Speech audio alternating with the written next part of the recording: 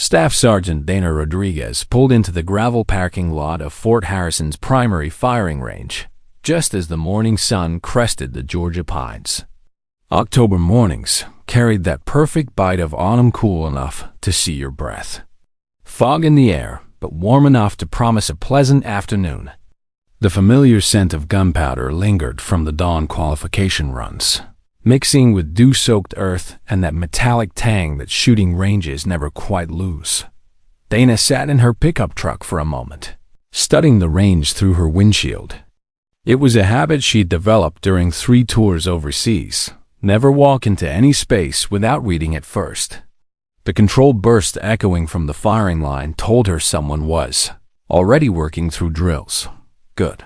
She preferred ranges. That stayed busy. Idle ranges made people careless, and careless people made dangerous mistakes. At 36. Dana had the kind of quiet confidence that came from doing the job long enough to be past proving herself to anyone. Small-framed but wiry, with close-cropped auburn hair and steady brown eyes that missed nothing, she moved with the economical grace of someone who understood that wasted motion could mean the difference between coming home and not coming home. She spoke in the measured tones of someone who knew that shouting never made anyone shoot straighter. Fort Harrison wasn't just Army territory. It served as a joint training ground where Marines, Air Force security forces, Navy military police, and Academy cadets all rotated through for advanced weapons training. Dana had been assigned here 6 weeks ago, long enough to learn that everyone was still trying to figure out where she fit in the hierarchy. She wasn't making it easy for them. Her personnel file contained enough redacted lines to make it clear. She'd done work that didn't make it in the base newspapers. Captain Martinez, who ran the advanced tactics course, had tried to piece it together during their first week working together. "You move like someone who's been downrange," he'd said over coffee in the instructor's lounge. "Special operations background?" Dana had simply sipped her coffee and changed the subject to ammunition requisitions. The speculation had only grown when Master Sergeant Williams noticed the way she read terrain features during outdoor exercises, not like someone who'd learned from manuals, but like someone who'd used that knowledge to stay alive. Then there was the incident with the broken-down Humvee, where she'd field-stripped and rebuilt the engine faster than most mechanics could diagnose the problem. But Dana never offered explanations, and military etiquette meant nobody pressed. For them, still, word had gotten around that the quiet instructor with the steady hands had stories she wasn't telling. Stories that might explain why someone with her obvious skills was content to teach basic marksmanship to Academy cadets who thought they already knew everything. She grabbed her range bag from the passenger seat and stepped out onto the gravel, boots crunching as she made her way toward the firing line. The benches stretched out in neat rows, scarred from years of hot brass and rifle rests, carved with initials that probably belonged to soldiers who'd rotated out long ago. Paper targets fluttered in the distance like surrendering flags. Dana was halfway through setting up fresh targets when she heard them coming. 4 voices, young and loud, cutting through the morning air like they owned the place. She didn't need to turn around to know what she was dealing with. She'd heard that particular blend of arrogance and entitlement before, usually from people who'd never been in a situation where their confidence would actually be tested. They appeared around the corner of the equipment shed like a pack of wolves. 4 Academy cadets in crisp fatigues that still had store-bought creases, moving with the synchronized swagger that came from feeding off each other's energy. Their conversation was punctuated by the kind of laughter that suggested they thought they were the smartest people in any room they entered. Dana finished clipping her target in place and turned to face them. The tall blonde one in front, Weston, according to his name tape, had the kind of perfect military haircut that probably required more daily maintenance than his marksmanship skills. He dropped his range bag on the nearest bench with a theatrical thump that seemed designed to announce his arrival to everyone within 50 yards. "Morning, Sergeant," he said, flashing a grin that was all teeth and no warmth. "Guess we're your students today?" "That's right," Dana replied evenly. 4 positions, basic warm-up, then controlled fire drills. Safety checks first. The others fanned out beside him like a coordinated unit. Briggs was stockier, with a square jaw and the confident slouch of someone who'd never met a room he couldn't dominate through volume alone. His eyes held that particular gleam of someone looking for an audience for whatever show he was planning to put on. Cruz had restless eyes that darted everywhere except Dana's face, already cataloging potential audience members and escape routes, with the nervous energy of someone who thrived on chaos. The smallest of the group, Harper, leaned against his bench with arms folded, studying Dana like he was already 3 moves ahead in whatever game he thought they were playing. As they began their safety checks, Dana moved down the line with professional precision, inspecting chambers, confirming clear weapons. The routine was second nature, safety before speed, always. But she could feel the undercurrent of tension building like static electricity before a storm. "Trigger discipline," she said quietly as she passed Briggs, whose index finger rested casually inside the trigger guard of his rifle. Briggs withdrew it with a mocking flourish that made his buddies smirk. "Right," he said, loud enough for the Marines at the next lane to hear. "Wouldn't want to scare anyone with a little finger placement." Weston chuckled, the sound sharp and dismissive. "Didn't realize we'd signed up for basic training. Getting safety lessons from a range sergeant." Dana didn't rise to the bait. She continued her inspection, voice flat and professional, but something cold settled in her stomach. She'd dealt with cocky trainees before, but these 4 had a different energy, like they'd already decided she wasn't worth their respect and were just waiting for the right moment to prove it. Harper whispered something to Cruz that made him laugh, a sharp, ugly sound that cut through the morning air. When Dana glanced their way, Cruz deliberately looked somewhere else, examining his rifle with exaggerated interest. From across the range, Master Sergeant Doyle caught Dana's eye and gave her the slightest nod. He'd been watching, recognizing the dynamics at play. In his 20-plus years of service, he'd seen enough hotshot trainees to know the type. "Keep your head up," he murmured as she passed his position. "Those academy boys don't know who they're messing with." Dana appreciated the support, but she wasn't here to trade insults or engage in power games. She was here to teach marksmanship, pure and simple. Whether they wanted to learn was entirely up to them. But as she looked back at the 4 cadets, now huddled together and speaking in low voices while casting glances in her direction, she couldn't shake the feeling that this morning was going to test more than their shooting skills. The October sun climbed higher, burning off the morning mist, and Dana began to suspect that before this training session was over, everyone on the range would learn something they hadn't expected. The warm-up drills started simply enough. Each cadet took position at their assigned bench, weapons checked and cleared, stances adjusted according to basic protocol. Dana moved behind them with practiced efficiency, adjusting elbows, calling out breathing patterns, performing the standard instructor work she'd done hundreds of times before. But the comments started almost immediately. "You sure all this proper? Form stuff isn't slowing us down?" Weston called during a magazine change, his voice carrying just enough volume to ensure the Marines at the adjacent lane could hear. "We're not exactly beginners here, Sergeant." "Maybe she's trying to keep her own scores looking good," Briggs added, loud enough to draw chuckles from his companions. "Can't have the students outshining the teacher, right?" Dana kept her voice level and professional.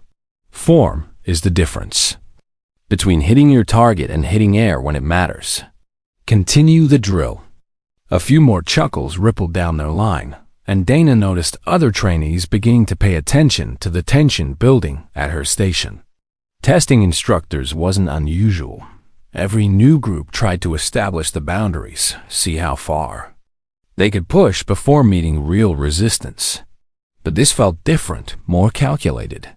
They weren't just testing her knowledge or her patience. They were testing her authority itself, and they were doing it publicly. The breaking point came during the fourth rotation. Weston deliberately fumbled his magazine change, letting it clatter to the concrete with a metallic crash that echoed across the entire range like a gunshot. "Whoops," he said loudly, his voice dripping with false innocence. "Butterfingers. Guess I'm getting nervous with such intense instruction." When Dana moved to help him retrieve the magazine, Briggs stepped directly into her path, positioning himself so she'd have to either back down or physically move him aside. It was a calculated power play, designed to force her into a no-win situation in front of everyone watching. The Marines at the next lane had stopped their own drills entirely. Even the range safety officer was paying attention now, his hand resting casually on his radio. The morning air seemed to thicken with anticipation. Dana looked up at Briggs, who had at least 6 inches and 60 pounds on her. Her voice remained steady, but there was something harder underneath it now. "Step aside, cadet." "Just trying to help," he said, not moving an inch. His tone was innocent enough, but his stance was pure challenge. His buddies were grinning now, sensing victory. For a moment that stretched like a held breath, the range balanced on the edge of something significant. Then Dana simply walked around him, picked up Weston's magazine with calm precision, and handed it back without a word. But everyone had seen the moment, understood what it meant. The cadets exchanged glances that said they'd found her breaking. Pointer thought they had Dot by the time they reached the third rotation. Their comments had shifted from whispered jokes to deliberate disruption. Weston sighed dramatically every time she corrected his stance, as if her instruction was personally offensive to him. Briggs muttered about precision overkill when she called for slower, more controlled shots. Harper openly looked back at her instead of downrange when she spoke, a clear violation of basic range safety that bordered on insubordination. Then, Briggs decided to escalate beyond mere disrespect. Instead of firing his last 2 rounds at the target as instructed, he dropped his muzzle and sent both shots into the dirt directly in front of the firing line. Gravel and dust kicked up in small explosions, and the sharp cracks echoed off the surrounding buildings. "Oops," he said, voice loaded with false innocence. "Guess your instruction threw me off, Sergeant." Hard to concentrate with all the micromanagement.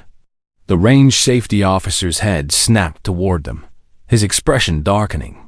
But Dana held up a hand before he could intervene.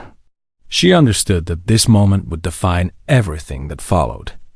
Back down now, and she'd spend the rest of her assignment fighting the same battle with every group of cadets that rotated through. "Keep your weapon pointed downrange," she said, her tone sharpening for the first time that morning. Harper laughed not loud, but just enough for his buddies to catch it and join in. "Think she's getting nervous, boys. Doesn't want us showing her up." Cruz leaned back in his shooting position with theatrical casualness. "Maybe we should make this interesting, you know? Speed and accuracy contest. 4 of us against you. 1 minute on the clock.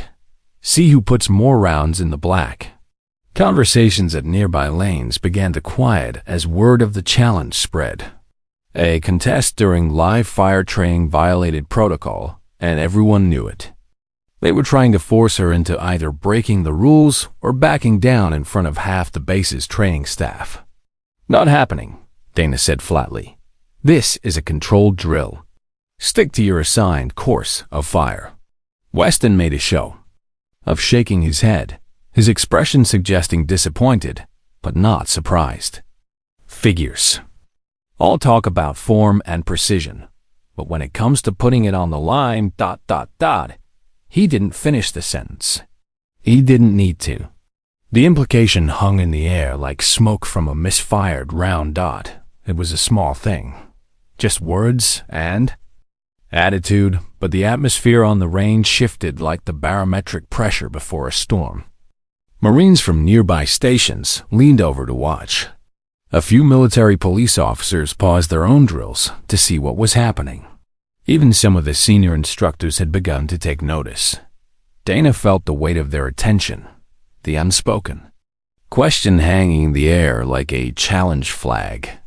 Was she going to let this continue? Was she going to allow 4 Academy cadets to turn her range into their personal theater? She'd been in far more dangerous situations than this, with people infinitely more threatening than 4 overconfident young men who thought quiet meant weak. She knew better than to give them the reaction they wanted, knew that losing her temper would only prove their point. But she also knew that sometimes the best way to end a conversation was to finish it decisively, completely, and in a way that left no room for misinterpretation. The morning sun had burned off the last of the mist, and the October air carried the sounds of normal training from other parts of the range-control bursts. Shouted commands, the metallic clink of magazines being changed.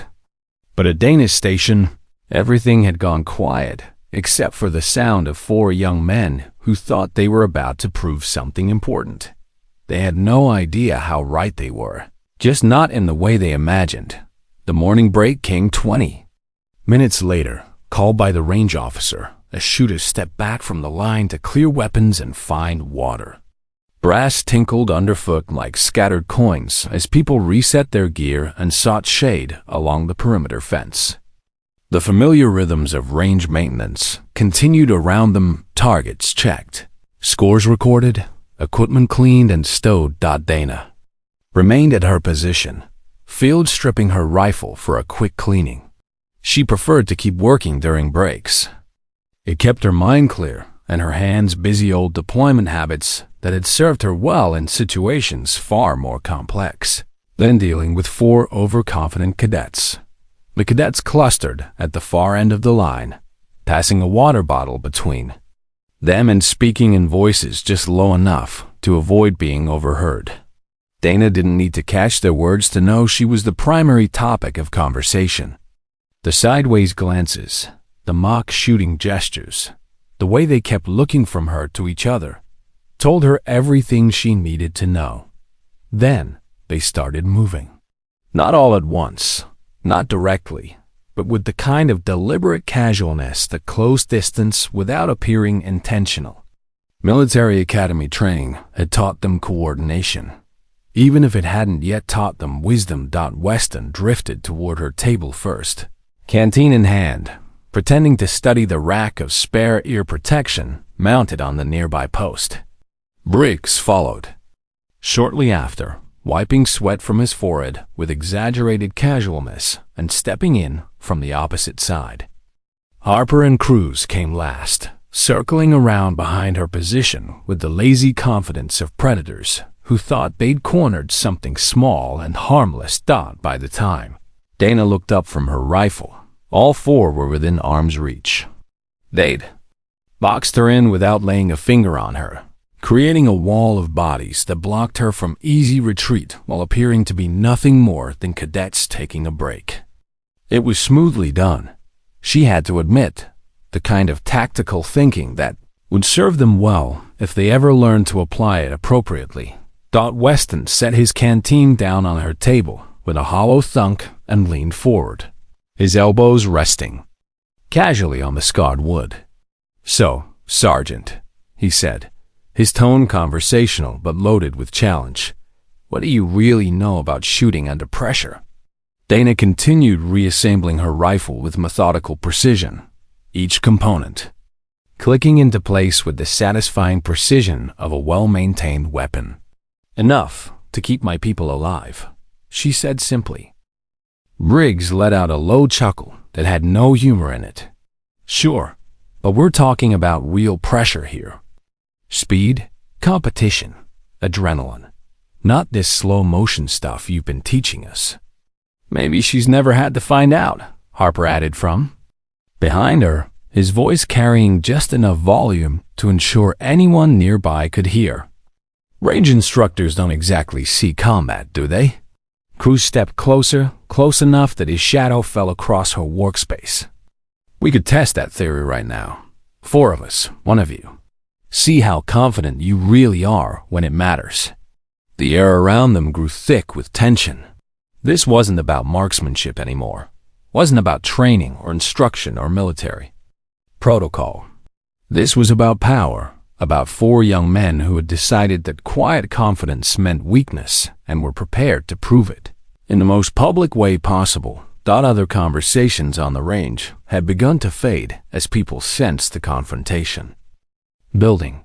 The Marines from the adjacent lane were watching openly now. A few Air Force security personnel had drifted closer, drawn by the electric atmosphere of impending conflict. Dana's hands rested lightly on her reassembled rifle, but she didn't step back, didn't show any sign of intimidation. Instead, she looked. From face to face with unhurried deliberation, her gaze steady and measuring. "You want to see what pressure looks like?" she asked quietly. The question stopped him for half a beat. Weston straightened slightly, his confident grin faltering as he tried to read her expression.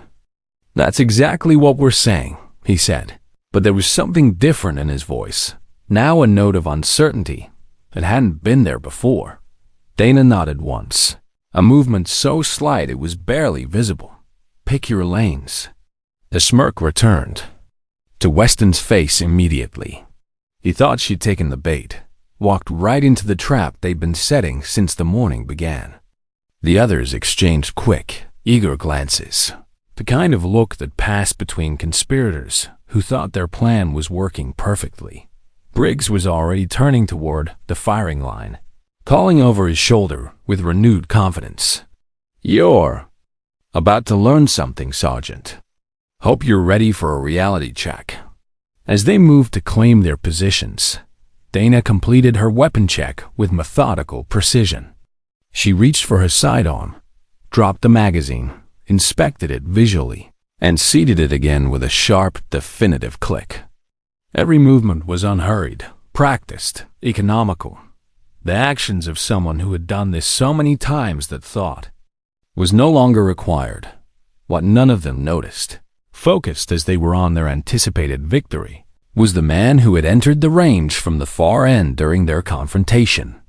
Colonel James Keating, Fort Harrison's base commander, stood near the observation post with his hands clasped behind his back and his cap pulled low over his eyes. He'd come to observe the morning training session, part of his regular rounds, to assess the quality of instruction his personnel were receiving. From where he stood, he had a perfect view of 4 Academy cadets who had just surrounded and challenged a senior non-commissioned officer during a live fire exercise. He said nothing, made no move to intervene. He simply watched, his expression unreadable, as events unfolded exactly as they needed to. Dana didn't look his way, didn't need to. Years in the field had taught her to sense when she was being observed, to feel the weight of command presence, even when it remained silent. But her attention stayed focused on the 4 cadets now claiming adjacent lanes with the enthusiasm of hunters who thought they'd cornered easy prey. "Load what you need," she told them as they positioned themselves at their benches. Her voice was calm, almost conversational, carrying no trace of concern or challenge. "And pay attention. You'll only see this once." They grinned and took their positions, checking their weapons with the eager confidence of young men who believed they were about to prove something important about themselves and the world. Weston cracked his knuckles like a prize fighter warming up. Briggs wore the kind of grin that belonged in a cartoon. Harper and Cruz whispered between themselves, clearly savoring what they anticipated would be a moment of triumph they'd remember for years. Dana walked calmly to the center lane, directly opposite their positions. She set her rifle on the scarred wooden bench and began her preparation not for show, not for intimidation, but simply because proper preparation was what separated professionals from amateurs, survivors from casualties. those who talked about pressure from those who performed under it. The range had that electric feeling that comes right before something everyone will remember. The kind of moment that gets retold in mess halls and barracks for years afterward. Other training had slowed or stopped entirely, as personnel sensed that they were about to witness something significant. What they were about to see was 45 seconds that would redefine everything they thought they knew about quiet confidence and professional competence. The 4 cadets spread out across adjacent lanes like a firing squad, their weapons resting on the scarred wooden benches that had seen decades of training exercises. Weston cracked his knuckles with theatrical flair, the sound sharp in the morning air. Briggs wore a grin that could have powered the base's electrical grid. Harper and Cruz whispered between themselves, their voices carrying the electric anticipation of spectators at a gladiatorial contest. Dana walked with measured steps to the center lane, directly opposite their positions. Every movement was unhurried, economical, purposeful. She set her rifle on the bench with the same care she'd shown throughout the morning. No dramatics, no showmanship, just the quiet precision of someone who had performed these actions thousands of times under conditions most people couldn't imagine. By now, a crowd had gathered without anyone calling for one. Word of the confrontation had spread through the range with the speed of all military gossip. Marines from adjacent lanes had abandoned their own drills. Air Force security personnel stood in loose clusters along the fence line. Even a few Army privates who'd heard something was happening and found reasons to be in the area. The range had that particular atmosphere that comes just before something everyone will remember. Electric, focused, balanced on the edge of legend. Dana began her preparation with methodical calm. A smooth magazine check, the metallic whisper of steel on steel as she seated it properly. A clean pull of the charging handle to chamber the first round. She drew her sidearm, dropped the magazine, checked it visually, and slid it home with a definitive click that seemed to echo across the suddenly quiet range. Every movement was precise, practiced, professional. She wasn't performing for the crowd or trying to intimidate her challengers. She was simply doing what needed to be done, with the same attention to detail she'd bring to any task that mattered. Simple drill, Dana said, her voice carrying just enough to reach the interested parties. Rifle to pistol transition, multiple targets at varying distances. Fire at your own pace. She paused, looking down the line at the 4 confident faces. I'll fire at mine. Don't hold back on our account, Weston called, earning chuckles from his crew and a few nervous laughs from the crowd. They still thought this was a game, still believed they were about to teach the quiet instructor a lesson about the difference between theory and practice. Dana didn't respond to the comment. She simply signaled the range safety officer, who had been watching the proceedings with growing interest and no small amount of professional curiosity. He raised an eyebrow. Contests during training violated several protocols, but something in Dana's calm demeanor made him nod his approval. He lifted his stopwatch in one weathered hand. On your mark, Sergeant. Dana adjusted her stance with subtle precision. Boots set firmly in the gravel, knees slightly bent, body position for optimal recoil management and rapid target transition. She looked downrange at the paper silhouettes, 5 targets at staggered distances, 2 close, 3 far, arranged in a pattern that would test both speed and accuracy under pressure. She took a slow, controlled breath and let half of it out, settling into that zone of perfect focus where external noise faded to nothing and the world narrowed to sight picture, trigger control, and the fundamental mechanics of precise shooting. Go. Dana's rifle spoke before the cadets had finished shouldering their weapons. The first shot was a clean double tap to the nearest target, 2 rounds through the center ring so fast they sounded like one extended report. Without pausing, she pivoted smoothly to the second target, her support hand guiding the rifle's movement with the fluid precision of a conductor directing a symphony. 3 shots into the second target, grouped tight enough to be covered by a quarter. Transition to the third without breaking rhythm, without the slightest hesitation or overcorrection that plagued less experienced shooters. Her muzzle never wavered, never searched for the target. It simply arrived where it needed to be, as if guided by some internal GPS system calibrated through years of professional application. The rifle continued its measured conversation with the targets. Each shot followed the last by fractions of a second, each one punching exactly where she'd intended. Experienced shooters in the growing crowd recognized what they were witnessing: muscle memory, built through thousands of rounds fired under conditions most of them could only imagine, refined through application in environments where second place meant going home in a box. Without pause or visible transition, she dropped the rifle to low-ready position, released the magazine with her support hand, and let it fall to the gravel. Her strong hand was already drawing the pistol before the empty magazine hit the ground. The movement so smooth it looked choreographed, so natural it seemed inevitable. The pistol transition revealed another level entirely, where most shooters would fumble the handoff or lose precious seconds acquiring their sight picture. Dana's draw was seamless, professional, perfect. The weapon came up in a flawless presentation, front sight settling into the rear notch like it had been magnetically guided there. Pistol up. First shot through the near target center ring.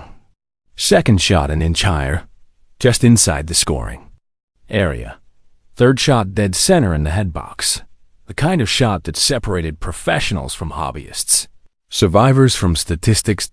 She moved to the next target without lowering the weapon, firing as soon as the sights aligned. Each shot the result of decisions made and executed faster than conscious thought.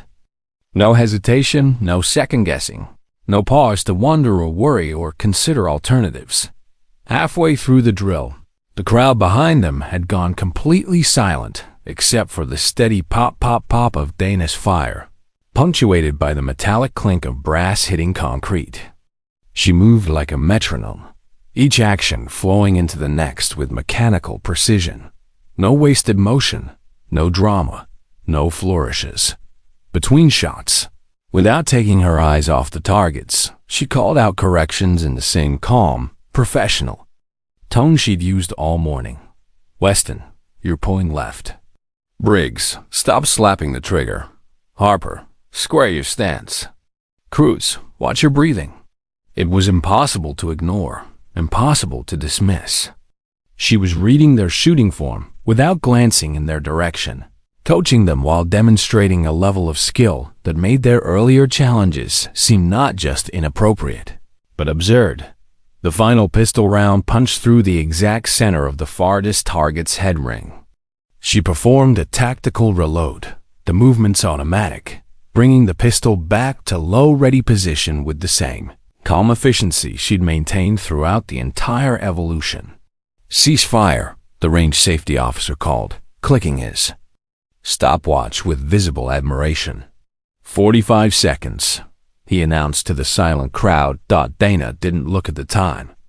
She holstered her pistol with the same methodical care, cleared her rifle according to protocol, and stepped back from the line. Her breathing was as steady as when she'd started. No showboating, no celebration, no acknowledgement of what she'd just accomplished.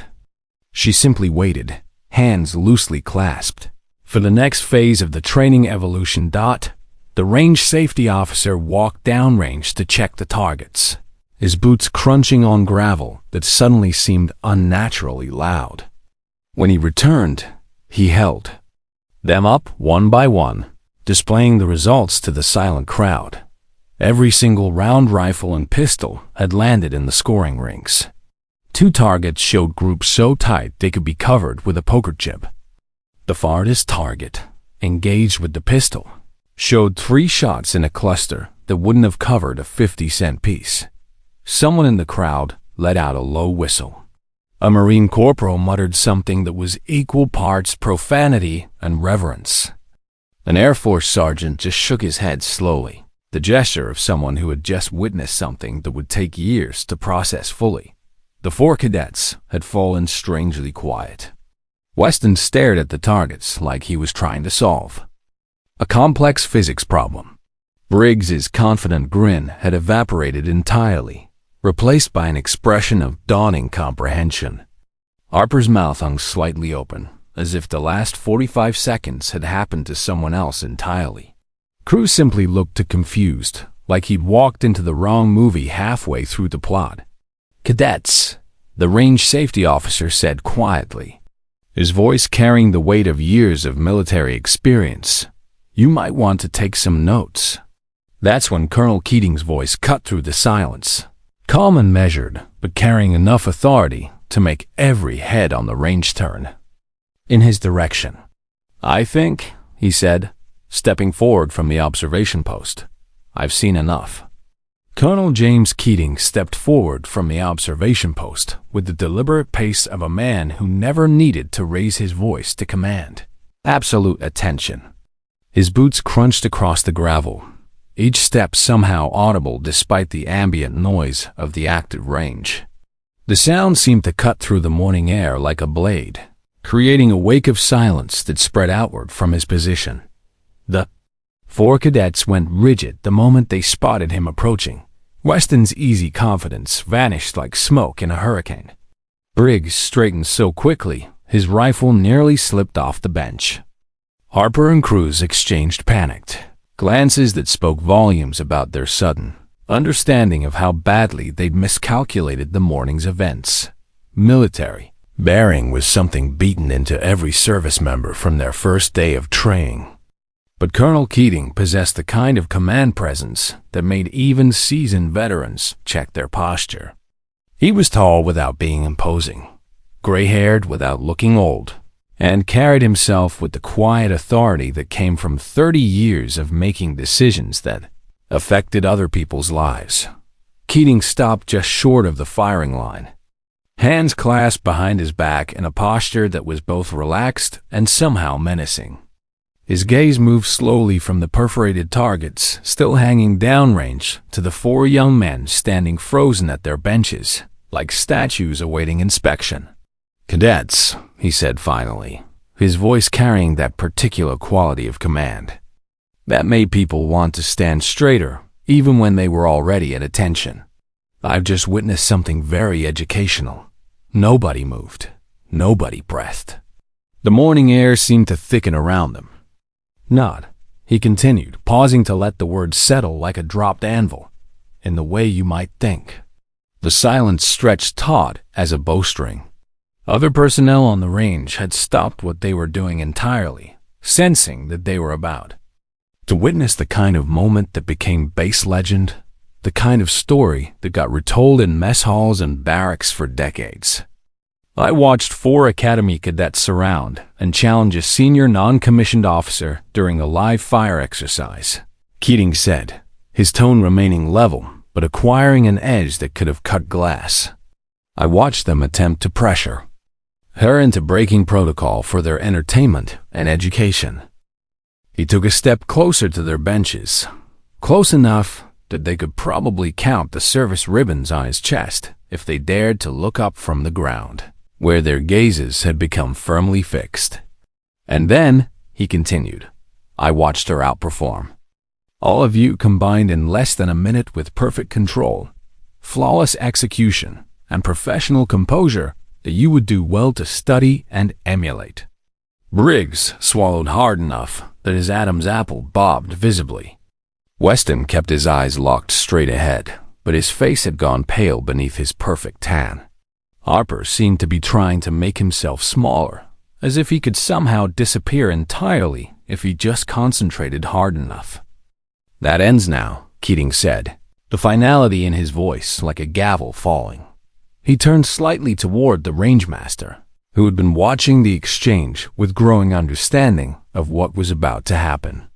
Master Sergeant Doyle was old school, military, the kind of professional who could read command decisions in the wind and always position himself to be exactly where he needed to be when those decisions were announced.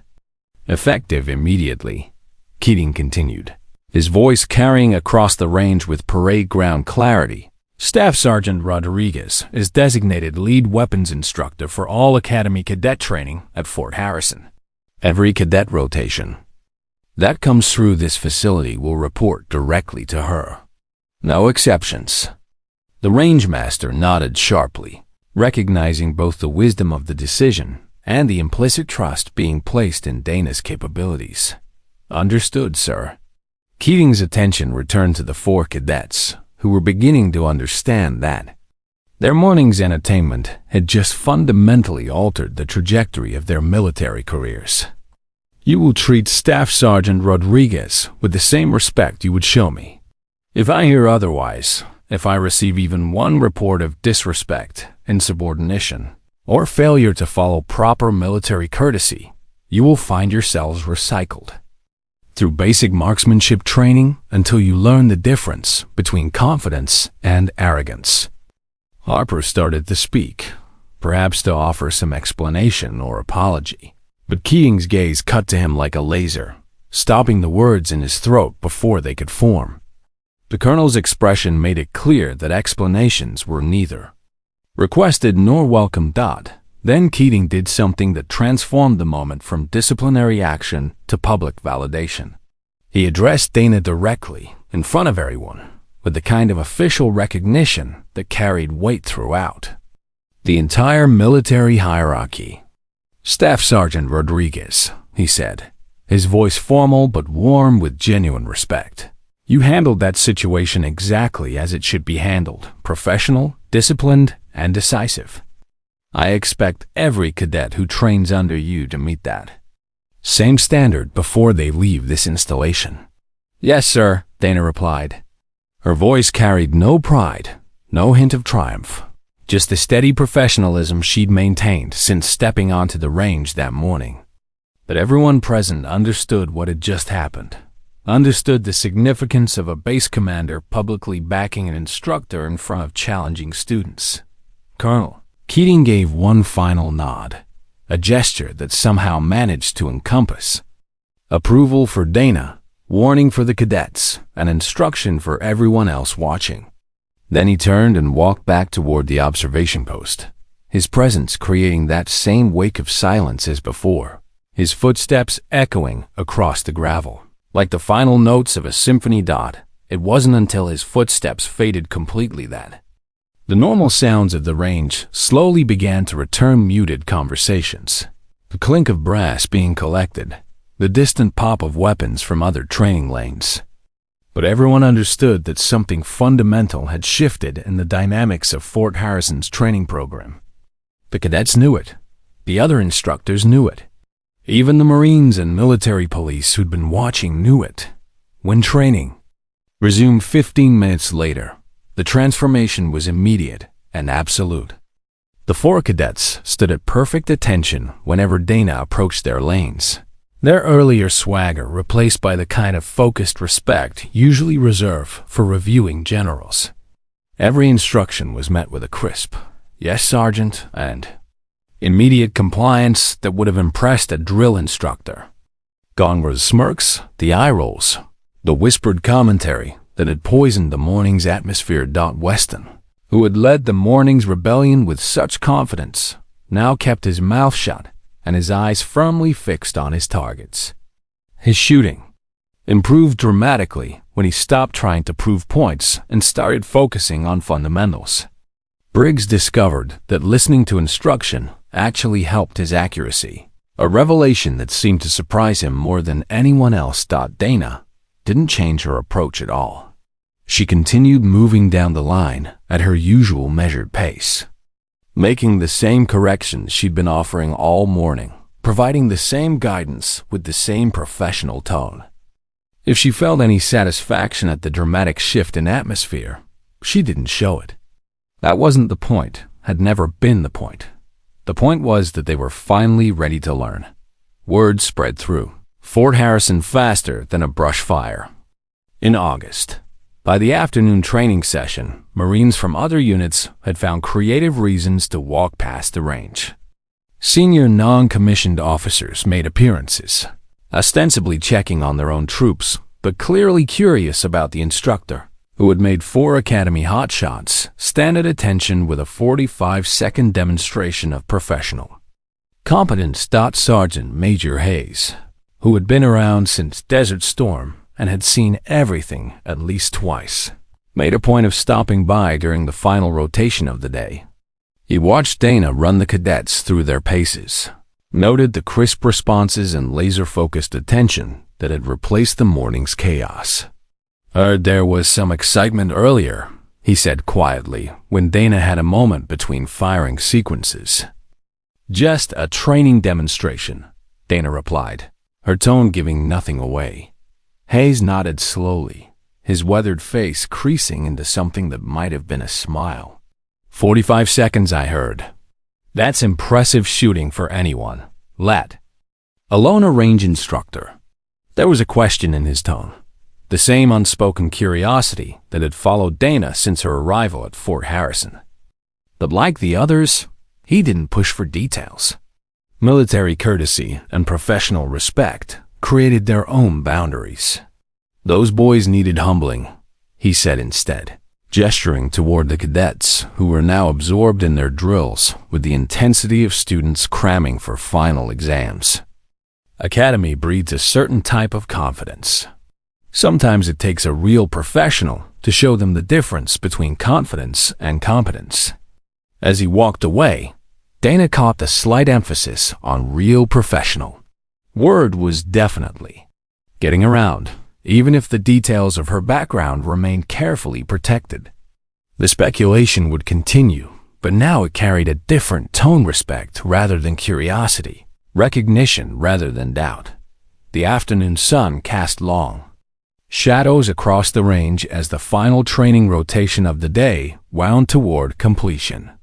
Brass glinted like scattered coins in the October light, and the familiar sounds of military training control bursts, shouted commands, the metallic symphony of weapons being maintained, provided a steady background rhythm to the day's activities.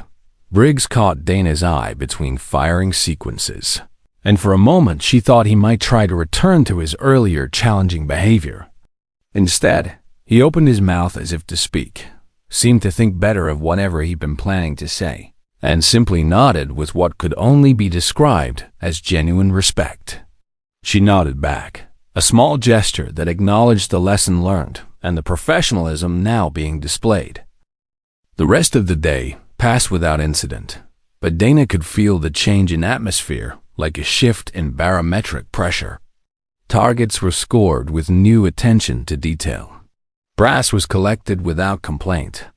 Equipment was cleaned and stowed with the kind of care that suggested the cadets had finally understood they were handling tools of a serious profession, not toys in an elaborate game. The cadets moved with efficiency that would have been impossible that morning when their energy had been focused on proving points rather than absorbing knowledge. They asked questions, now real questions, about sight alignment, breathing techniques, trigger control, instead of making statements designed to challenge authority. When the final ceasefire was called and weapons were cleared for the last time, Dana began her usual end-of-day routine. She broke down her rifle with the same methodical care she'd shown throughout the day, wiping each component clean before placing it in her range bag. The conversations from other lanes gradually faded as groups dispersed, leaving only the quiet sounds of equipment being secured and vehicles starting up in the gravel parking lot. She was nearly finished when a familiar shadow fell across her bench. Master Sergeant Doyle stood there with something that might have been amusement playing around the corners of his eyes. "The stopwatch never made it to a full minute," he said without preamble. Dana zipped her bag closed with the same precision she brought to everything else. 45 seconds, she confirmed quietly. Doyle shook his head slowly, the gesture of a professional recognizing excellence when he saw it. They'll be talking about that demonstration for years. Hell, probably decades. long as they remember the lesson that came with it," Dana replied, slinging her bag over her shoulder with practiced ease. He chuckled, a sound that held genuine warmth and professional respect. "Something tells me those boys won't be forgetting anytime soon." He gave her a nod that carried the weight of 3 decades in uniform, then headed toward his own vehicle. When her gear was secured and her area policed to military standards, Dana took one last look downrange. The paper targets hung in the afternoon, light like flags of surrender, riddled with holes from the day's training. Her own targets from the morning demonstration were gone. Someone had apparently decided they were worth keeping as evidence of what professional competence looked like when properly applied. She didn't smile, but something in her expression softened slightly as she surveyed the range where everything had changed. Then she turned toward the parking lot, her boots crunching over gravel that still held the warmth of the day's sun. By the time she reached her truck, Dana knew the story had already begun its journey through the base's informal communication network. Military bases were small communities where news traveled fast and stories grew in the telling. But this particular story wouldn't need embellishment to have impact. 4 Academy cadets had learned something that couldn't be taught in any classroom or found in any manual. That quiet confidence wasn't weakness. That professional competence didn't need to announce itself, and that respect was earned through action rather than demanded through attitude. The next morning brought a new group of trainees, but word had already reached them about the instructor who had redefined the standards for weapons training at Fort Harrison. They arrived with proper military bearing, focused attention, and the kind of respect that made teaching a pleasure rather than a battle. Part 7. New Standards. 3 weeks later, Dana stood at the same firing line where everything had changed, watching a new rotation of Academy cadets work through their qualification course. The October air had grown crisper, carrying the promise of winter in its bite, but the atmosphere on the range had warmed considerably since that memorable morning. These cadets were different, not in their fundamental nature, but in their approach. Word had filtered through the Academy's informal networks about what had happened to the 4 who had challenged the quiet instructor at Fort Harrison. The story had grown slightly in the telling, as military stories always did, but the core message remained unchanged. Respect the instructors, focus on learning, and never assume that quiet meant weak. Sergeant Rodriguez called Cadet Thompson, an earnest young woman from Colorado who reminded Dana of herself at that age. "Could you check my stance? I think I'm still pulling slightly left." Dana moved down the line with her usual measured pace, making minor adjustments to Thompson's position. "Better. Now focus on your breathing pattern. Let the shot break naturally." The difference was remarkable. Instead of challenges and confrontation, she received questions and genuine requests for guidance. Instead of whispered commentary and deliberate disruption, she heard focused concentration and professional military bearing. The change hadn't happened overnight, but it had been steady and dramatic. Captain Martinez stopped by during the mid-morning break, ostensibly to check on ammunition supplies, but clearly interested in observing the new dynamic. He'd been one of the instructors who had watched the famous demonstration, and his respect for Dana's abilities had only grown as the weeks passed. "How are the new ones working out?" he asked, nodding toward the cadets who were cleaning their weapons with careful attention to detail. "Much better," Dana replied simply. "Turns out they're quite capable when they focus on learning instead of testing boundaries." Martinez chuckled. "Funny how that works. You've got them requesting additional range time. When's the last time Academy cadets volunteered for extra weapons training?" It was true. These cadets, unlike their predecessors, seemed genuinely interested in mastering the fundamentals of marksmanship. They asked for additional practice sessions, requested advanced drills, and approached their training with the kind of professional seriousness that made Dana's job both easier and more rewarding. The transformation extended beyond just behavior. Qualification scores had improved dramatically across all rotations. Cadets were achieving marksman and sharpshooter ratings at rates that impressed even the most experienced instructors. More importantly, they were learning to approach weapons handling with the respect and attention that such responsibility demanded. Weston, Briggs, Harper, and Cruz had completed their rotation 2 weeks earlier, departing Fort Harrison with qualification. Scores that reflected their newfound focus and dramatically improved attitudes. On their final day, Weston had approached Dana with something that looked suspiciously like humility. "Sergeant Rodriguez," he'd said, standing at attention with none of his earlier swagger. "I wanted to thank you for the instruction. I learned more in these 3 weeks than I thought possible." The others had echoed similar sentiments, their earlier arrogance replaced by genuine appreciation for professional guidance. They would carry those lessons with them throughout their military careers, along with a story they would probably tell for decades, though their version would likely focus more on the lesson learned than on their initial poor judgment. Word of the improved training standards had reached higher levels of command. Colonel Keating had made several unannounced visits to observe the range training, and each time he'd left with visible satisfaction at what he'd witnessed. The Academy leadership had taken notice as well, requesting detailed reports on the training methods that were producing such remarkable results.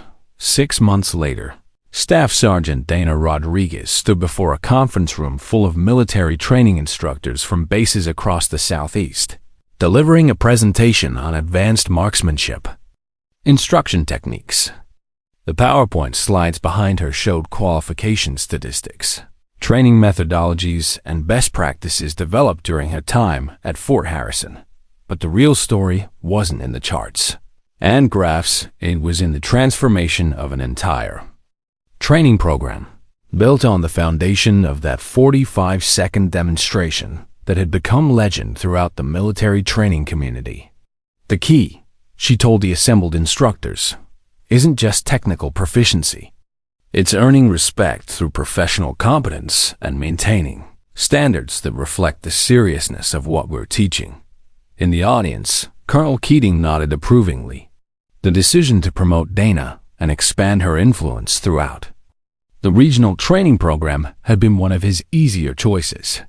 The results spoke for themselves: improved qualification rates, better discipline, and a new generation of military personnel who understood that expertise was earned, not assumed.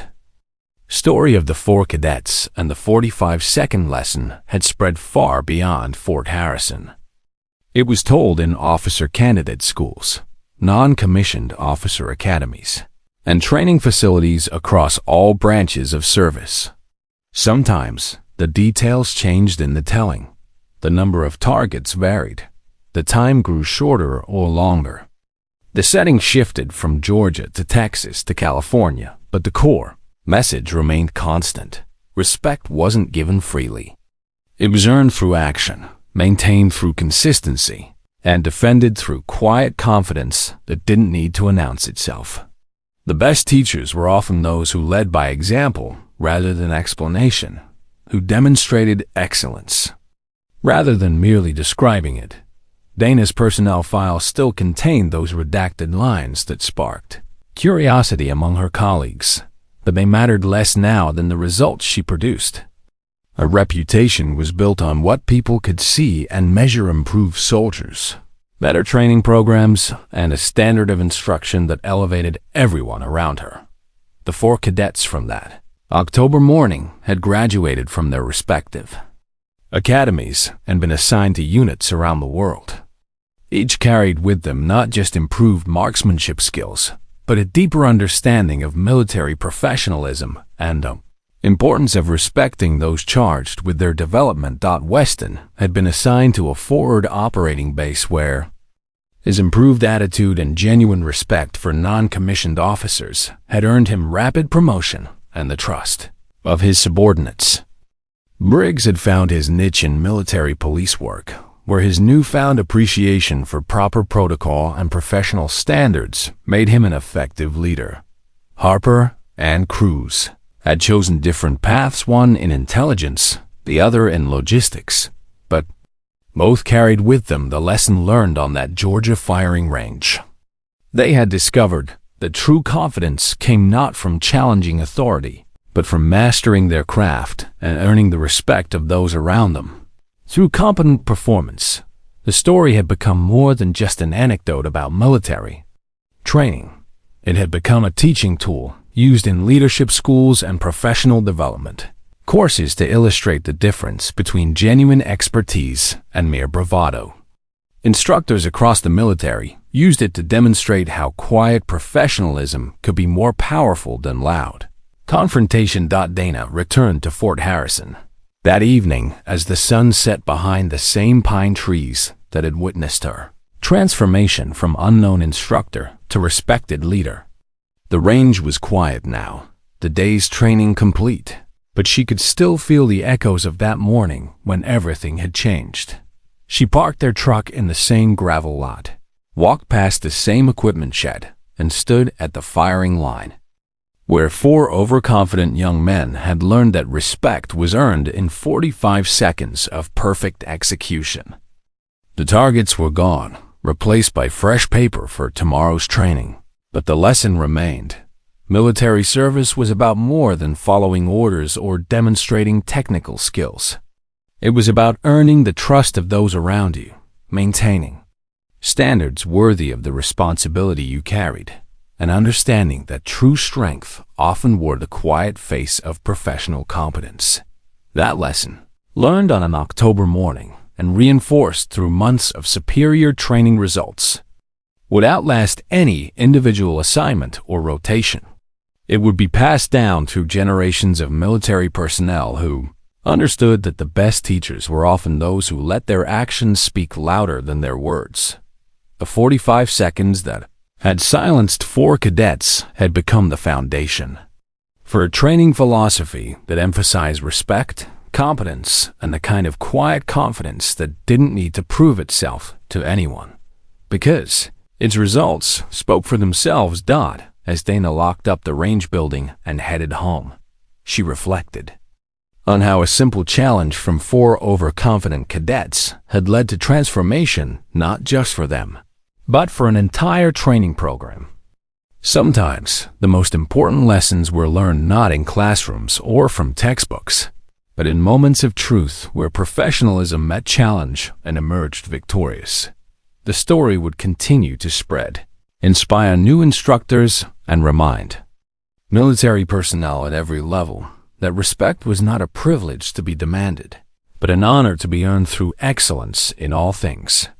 And somewhere, in barracks and mess halls around the world, the tale of the instructor who needed only 45 seconds to change 4 attitudes and transform a training program would be told again, ensuring that the lesson lived on long after the participants had moved on to other assignments and other challenges. In the end, that was what military service was really about, not just defending the nation, but passing on the values and standards that made such defense possible.